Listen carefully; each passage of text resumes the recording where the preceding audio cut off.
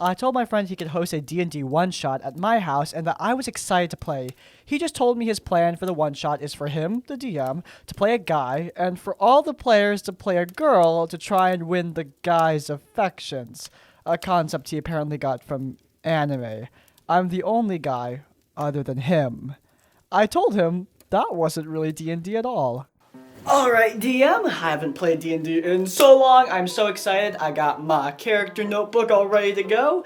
So, how we start the quest? Yeah, I'm really glad you're excited, but, yeah, you won't be needing that. It's got my character sheet, dude. I kind of actually do need that. For the quest we're gonna go on? Yeah, well, the reason you don't need it is because the quest is not gonna be any kind of adventure. The quest is seducing me. Excuse me? Yep, on this episode of The Bachelor Master, we're going to be following a bunch of girls and also one guy. He's also there. What's going on? The contestants in the house have been hand-selected for this incredible game of romance. Welcome to The Bachelor Master. Can you cut this out? There are no stat blocks, no spells, no combat, no life or death, do or die missions, no classes, no races, nothing that makes up the game of Dungeons and Dragons. The only thing that makes it close is that it's technically an RPG. I told him that I no longer want to participate. I guess I'm the only one that doesn't. I essentially told him that that's not the game I agreed to play, and that I really don't think it would be fun for me. I told him he can still host the game at my house if he wants, especially since he has no other house to host it at, but he's really upset with me because I changed my mind and won't participate, and I'll ruin everyone else's time. It should be noted that he's gay, so even though I think the game is pretty weird, he's not trying to do this just to get the girls on the group to hit on him. My brother in Christ. The distinct possibility exists he was trying to get you to hit on him. Just saying. You know, I picked the story out before I picked the main story for this video, but due to said story's inclusion, this is kind of unintentional foreshadowing to what you guys are about to experience.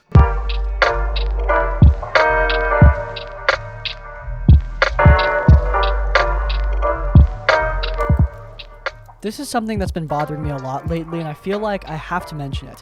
It's not exactly a horror story, but it's a recurring pattern. It's been about 4 or 5 years now since I got interested in Dungeons and Dragons and tabletop role-playing games in general, and since this one Pathfinder game I had that just ended up being a crapshoot near the end for us, I haven't been able to get much experience since then.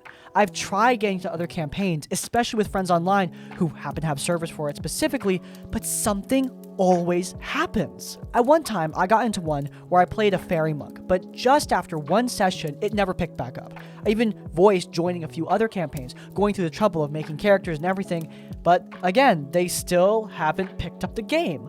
There's another one I actually joined through some people on a Crit Crab server. It was giving strangers a little shot at the game. The DM had this great idea where it was all focused around Norse mythology in a way. Session 1 went great, but something happened and the Dungeon Master had to keep pushing things back until eventually it was clear it was not ever going to be picked back up. And now 2 campaigns in a row are cut off.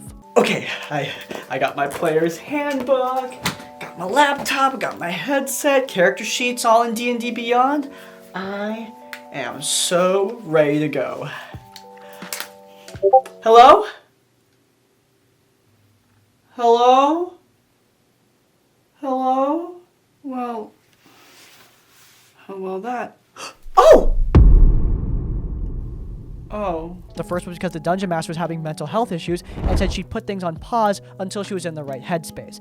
And the second, not only did a longtime player from that server/friend group end up relinquishing her player role as a whole, but that Dungeon Master is also going on hiatus because of mental health issues.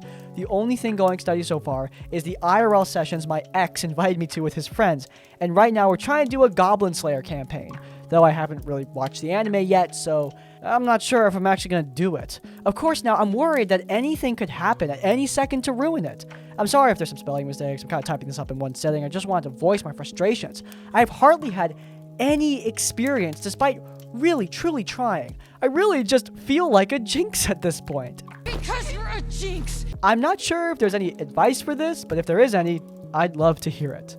I've made no secret that I played this video game called Destiny, and way back in 2014, this weapon called Yalahorn was all the rage. Everyone wanted this thing. It was a random drop, and I never got it. Played for a whole year, never got the thing to pick up. Point is, sometimes you have bad friggin' luck. This is especially true with random people. They've got their own stuff going on, and sometimes things just don't work out. It's not because you're necessarily doing something wrong, it's just because it's the wrong place, the wrong time. That happens, it's part of life. All you can do is just pick yourself back up and keep on trying. If you do think it's something that you're doing, ask. Shoot him a text message, but just keep in mind that sometimes, like I said, things just don't work out. This isn't really a horror story, but it was amusing / unfortunate, and I was the victim. This is from the very late 1980s or very early 1990s. I don't remember exactly because I'm using breaking up with an ex as a timestamp, and we split up in 1991. The roleplay club was at work, and we were at the Orcs, Organization of Role-Playing Civil Servants.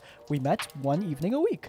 As one of the 2 women in the group, I had to be a bit creative to avoid the usual tropes and stereotypes, playing men or non-humans. But everyone was actually pretty respectful to each other. The aforementioned ex was one of the group, and the other guys, even one slightly creepy guy, never overstepped. The kicker for this particular game was we had to create ourselves as GURPS characters. The game was mystery / horror themed, and this time I was the only woman playing. It was immersive but surreal. It meant that if we ran out of ideas in the game, we'd run out of ideas for real. No dice roll could help us. In the game, my boss opened a package at work that contained something that mind controlled him and sent him mad. When he went home that night, he murdered his wife and kid, and then... well, okay. Only clue we had to go on was an empty envelope. In real life, my boss was confirmed a bachelor. The disconnect I felt when I walked into our office the next day to find him alive and it was jarring. Then I followed up on the clue by myself and was kidnapped. I'd been encouraged by the Dungeon Master not to wait for anyone else because it was time sensitive. Go now or miss it. With my only average human skills and normal human IQ at my disposal, I could neither force my way out nor think of any way out of captivity. The only woman, and now my role was to wait for the men to heroically save me. The DM wasn't a bad guy by any stretch of the imagination. In fact, I was fond of him as a friend, and we stayed in touch for a while after I left that job, but it was obvious he had run out of ideas as well, or he just didn't know how to create ways for a female player / character to shine. So yeah, I was the sexy lamp. Okay, so I've got the concept for my character. A gunslinging warlock that uses a cursed cannon to fire out her Eldritch Blast and conduct her spells. This gun is her connection to her patron. I am so excited to play this. I think it's got some really unique flavor and can be really cool for the campaign. Yeah, that sounds really interesting, but I just wanted to check. Is your character Goral? Yeah, she's a woman. Okay, that sounds great. I think I have the perfect role for you and your character. Oh, great. I am so excited. Yeah, just take a seat right there. I'll get it ready for you. Sure. Yeah, okay, so what am I gonna do in the game? Am I gonna be like hunting a bounty, or am I going to join up with the party to solve some kind of big mystery? Wait, hey! Wait, hey! Hey, open this door! What the heck? What? I feel like I'm changing into... No. My kidnapping lasted 3 weeks before the guys could figure out where I was being held and rescue me. Every effort I made to escape the room I was in or get a message out to them with my location came to nothing. I racked my brain, but my every suggestion got the reply of, nope, that doesn't work.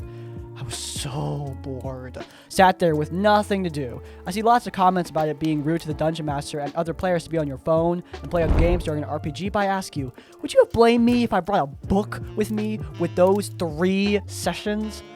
TLDR, never be yourself in an RPG. I mean, Liam O'Brien ran a really cool Critical Role one-shot where everyone played as themselves, but I think Matt Mercer got to be like a gunslinging cowboy in that, so...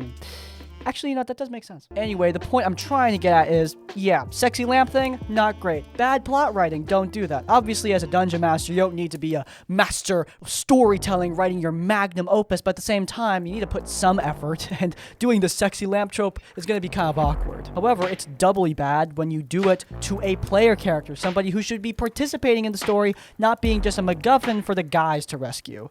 No one wants to be that, or at least most people don't want to be that, as we're about to soon see.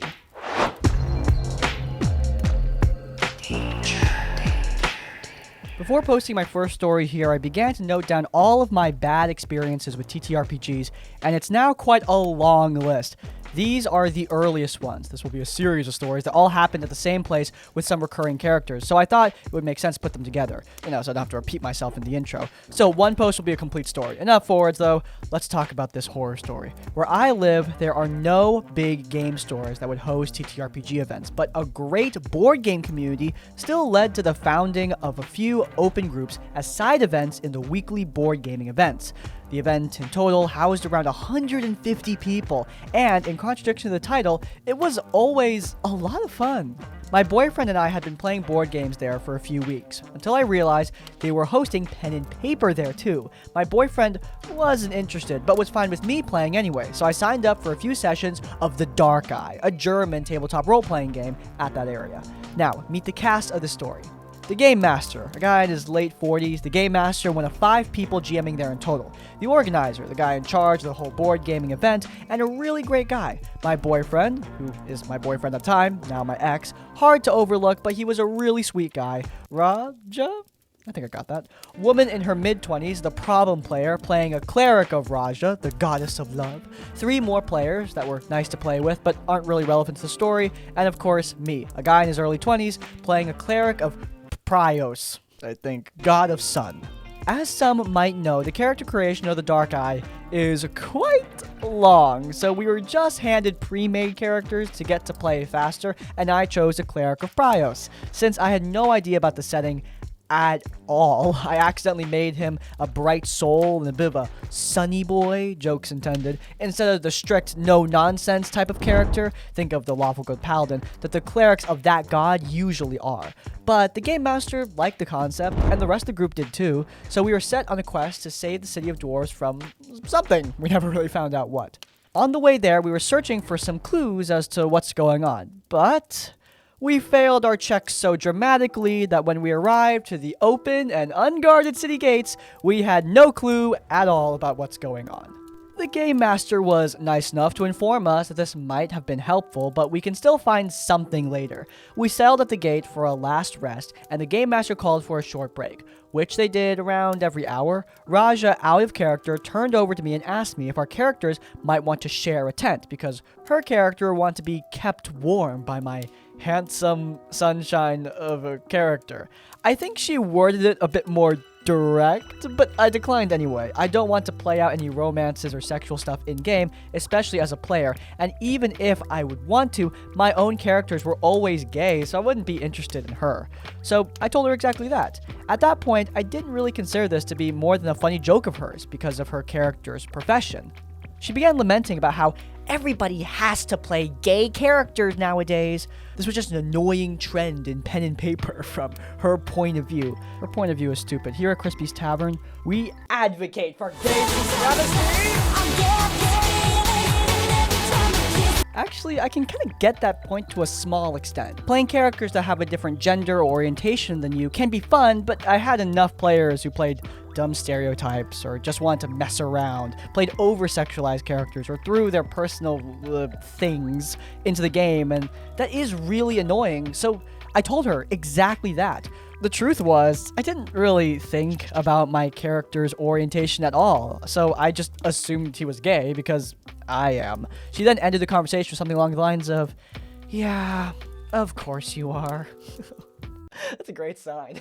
Sometimes foreshadowing is relatively obvious. I thought this would be the end of the story and went to my boyfriend to check on him before going back to the table to continue playing. The rest of the session went quite well. Raja was a little passive-aggressive towards me, but I thought that was because she really wanted this romance story arc, which would have fitted her flirtatious characters. I, on the other hand, just wanted to play a normal game, so I mostly ignored her character. That wasn't hard because her character wasn't really helpful anyway, but mostly just because of the way she played the character. Doesn't matter. Doesn't matter if it's what your character would do. If they're not being helpful, they're not being helpful, and that's going to annoy people. Is it over?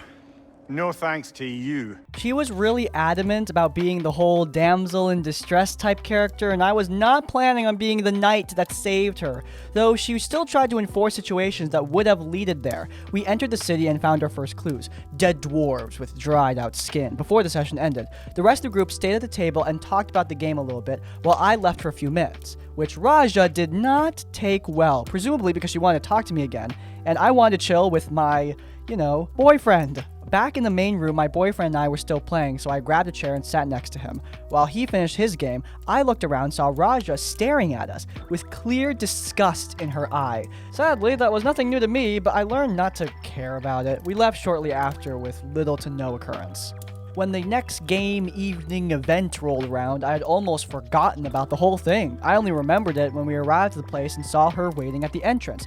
It seemed to me like she was waiting for someone. Strangely enough, when the two of us moved into her view, her facial expression derailed and she immediately stormed off into the building, which prompted my boyfriend to ask me if that was about us, and I told him the minor occurrence from last session. We just shrugged it off as stupid nonsense and went inside. While he was choosing which game he would be playing in, I went to the gaming room, set up my stuff for the session, and got my character sheet from the Game Master. I did realize that something was off with it immediately. There was a handwriting all over it that didn't look like mine or the Game Master's, and I had stuff in my inventory, and I was pretty sure that wasn't there last time. I don't know what to think. I remember having things like massage oil in my inventory. Parts of his backstory, which were like 3 sentences, had been changed too, and now he was totally into women.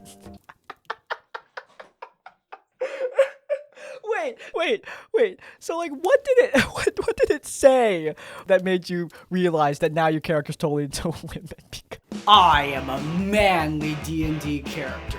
I am not gay, not even a little bit. I have never thought of any man as attractive. This is my natural makeup look. My only interest is killing with this giant manly great axe. I'm not wearing makeup because makeup is also for girls and not for men.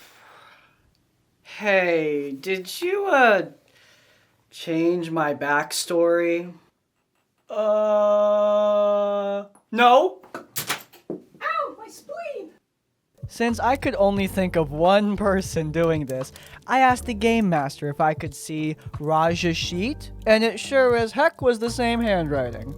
She entered the room about then, so I handed her sheet back to the Game Master and grabbed an eraser to get rid of all of her additions. To say she looked really disappointed would be an understatement. She argued with the Game Master that I can't change my character mid-story, to which the GM plainly stated that nothing keeps me from doing this. I definitely didn't change it in the first place. Anyway, the first scene described after we were reintroduced to the story was my character throwing the items she added away. Raja in character picked up all the stuff and wrote it down on her sheet while muttering to herself that guys that weren't grateful about gifts are why women always have to do the first steps.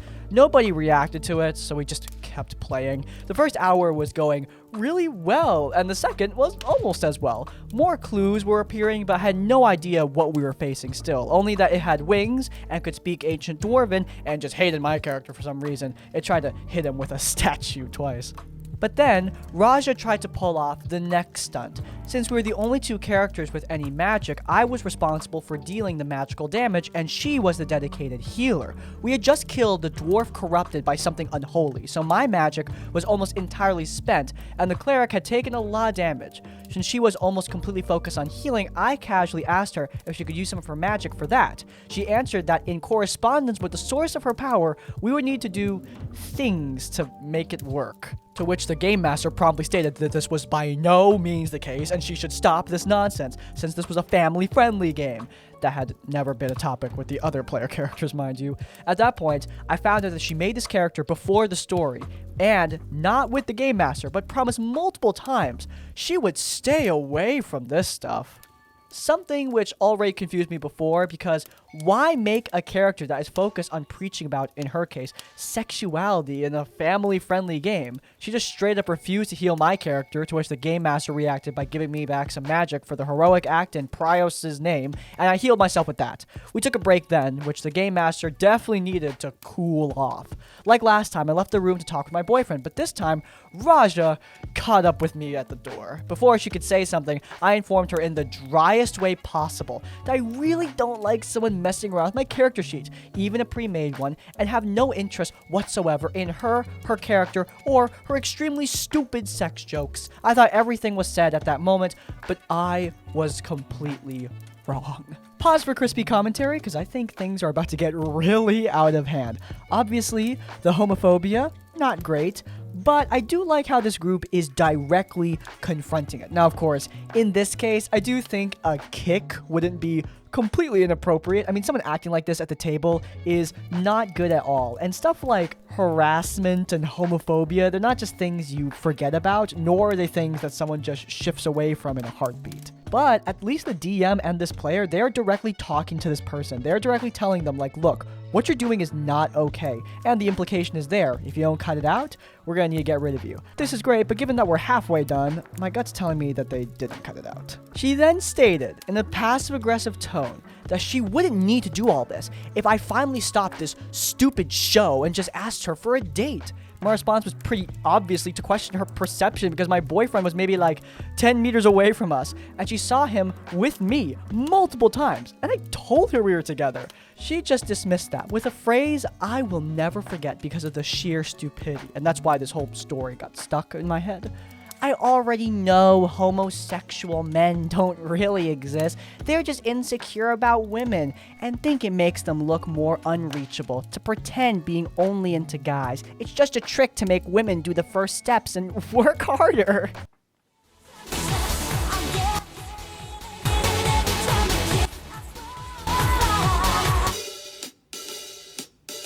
Nah.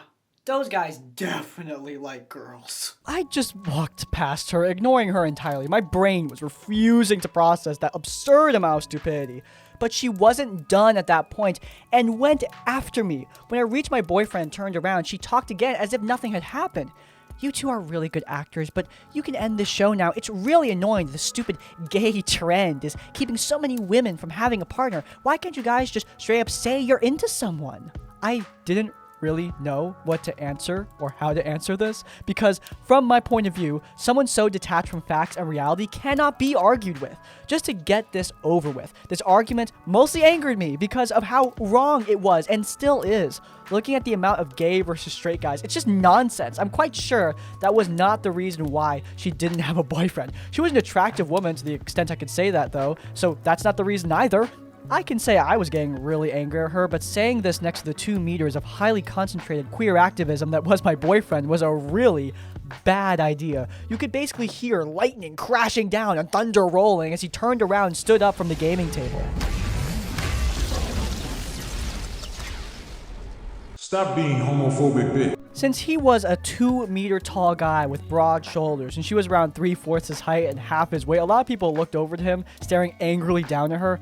I knew he would have never done anything, but under the eyes of basically everyone, an argumentation ensued that was getting more heated with every second. The two argued back and forth with no end in sight because she was fixated on this strange worldview, while my boyfriend wouldn't allow any one of these unexplained and senseless arguments to go unchallenged.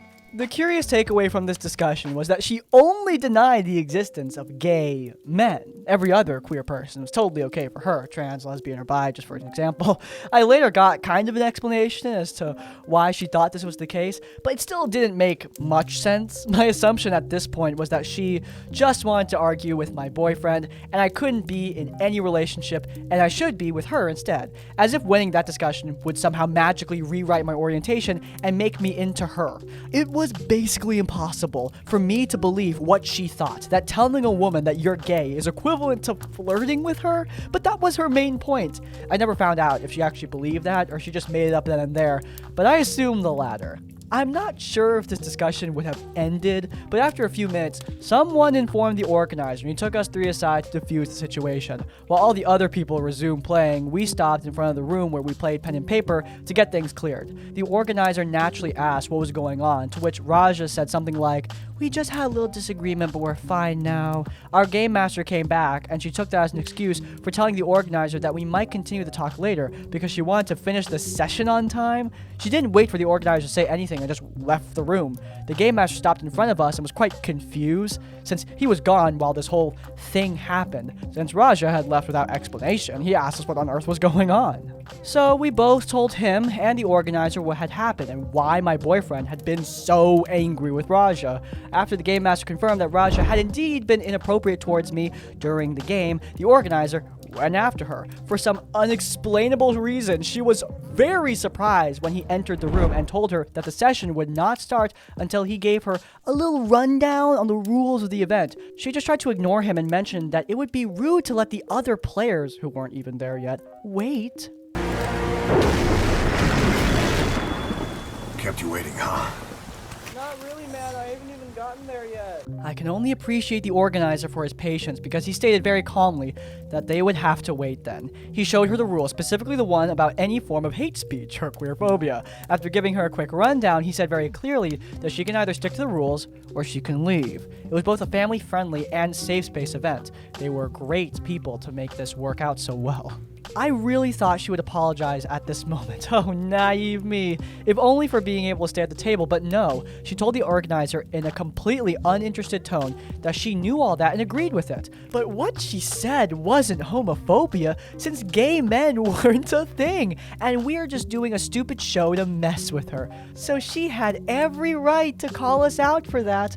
Before the organizer could say anything, the game master stepped in and told her that she was not going to play at his table anymore. He was not okay with this disregarding attitude and asked her politely to take her sheet and stuff and leave the room. The discussion with my boyfriend had already been heated, but what followed next turned into a one-sided shouting match. She threw a tantrum about being focused on and discriminated against for her completely normal opinion. It was a wild ride from one argument about freedom of speech. What do you mean I can't Go on a homophobic rant in a public space. What about free speech, huh? Do we not live in a free country? I can't go over there and just Completely disrupt this event. come on. It also popped over into being targeted for not following propaganda and having been a victim of this gay show before, to eventually claiming that things like this should be illegal. That changed, luckily, before she was even born. But hey, at least she acknowledged that gay men exist. Her list of arguments was definitely very creative and totally wrong, but didn't change the organizer's mind. After 5 minutes of this, his patience ran out, and he politely informed her that he was taking his Domiciliary. I don't even think they're using the right word here. I don't even think this is the word they should be using. Domiciliary. Domiciliary. Fuck! The organizer exercised his rights. She could either leave willingly or he would make her leave. She continued her tantrum on the way out, but at least left the building without a fight and was forbidden from coming back ever again. The game master tried to get us into the story again, but sadly her tantrum had one victim: the atmosphere of the game. We all tried our best, but after an hour, the game master asked us if we wanted to hear how the story would have ended, so that we could play board games instead. 2 players declined and asked if it would be possible to restart with an altered version next time. I had no intention of spoiling their fun, so I agreed to that, but decided that I wouldn't participate. When I came back to my boyfriend, someone was waiting for me. Turned out it was Raja's younger sister, who wanted to apologize for the behavior of Raja. Dude, I thought she was hitting on your boyfriend. I'm gonna be real. I definitely appreciate that, even though it wasn't her fault, but it was Raja's. Raja's sister explained that this was not the first time Raja had been doing something like this. For some reason, Raja only dated guys who were already in a relationship. Raja seemingly claimed to be poly, which was her reasoning for why this would be totally fine and other people's problem if they disagreed. She did in fact mention in her discussion with my boyfriend that people should be more open with their relationships. My boyfriend immediately told her that this is by no means what poly means. Raja's sister totally agreed with him. Her assumption was that Raja had a superiority complex and wanted to steal boyfriends to fuel that and feel better than their ex-girlfriends. Usually her relationships only last a few weeks or a month until she lost interest in the newest guy. Though even her sister couldn't fully explain why Raja tried that with a gay man, but her assumption was that we were just the unlucky victims of her damaged ego. A week prior to the first event, Raja got a taste of her own medicine as her latest catch thanked her by cheating on her with a guy and then outed himself as gay and broke up with her? Holy, oh my god! Reaction skit. She seemingly freaked out about the cheating, there goes the poly excuse, and turned very homophobic afterwards. Though, I'm still not sure why she thought that would work out for her. But we will never know. It has been a long time since we did one of these super long stories on the Monday, but God, this one was worth it. The only real RPG or D&D part was when Raja changed up the character. Obviously, you should never do that. You as a player don't have the right to shift someone else's player character, especially in that manner. Forcing romance is a big no-no thing. Romance is a really cool part of D&D and tabletop role-playing games, but it becomes way less cool when you try to force it. When people are uncomfortable, how are you supposed to role-play out a compelling romantic relationship?